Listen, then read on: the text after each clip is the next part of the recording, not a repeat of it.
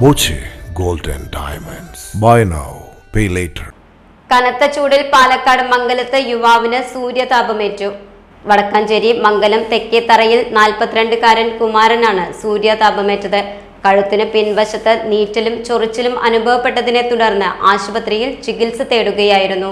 വിദഗ്ധ പരിശോധനയിലാണ് സൂര്യാഘാതമാണെന്ന് അറിഞ്ഞത്. ലോറി ഡ്രൈവറാണ് കുമാരൻ.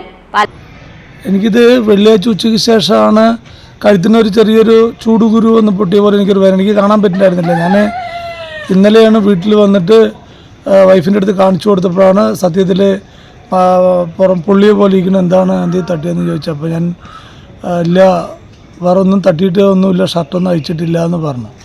അപ്പോഴാണ് ഇന്ന് ഡോക്ടറെ അടുത്ത് പോയപ്പോഴാണ് ഇതിങ്ങനെ സംഭവിച്ചാണെന്നുള്ളത് വടക്കഞ്ചേരി ഹോസ്പിറ്റലിൽ പോയപ്പോഴാണ് അറിഞ്ഞത്. സംഗതി നല്ല വേദനയുണ്ട്, മേലും കൈ വേദനയും മറ്റേ ശരീരമൊക്കെ ഒരു ഭയങ്കര തളർച്ച പോലെയൊക്കെ ഒരു ഫീല്. അപ്പോൾ എല്ലാവരും പറഞ്ഞു കണ്ണൂർ ആശുപത്രി പോകുന്നതാണ് ഇതിന് ഏറ്റവും നല്ലത് എന്ന് പറഞ്ഞുകൊണ്ടാണ് ഞാൻ അവിടെ തന്നെ നിൽക്കുന്നത്. അപ്പോൾ അവർ പറഞ്ഞു പേടിക്കാനില്ല, മരുന്ന് തന്നിട്ടുണ്ട്, റെസ്റ്റ് എടുക്കും.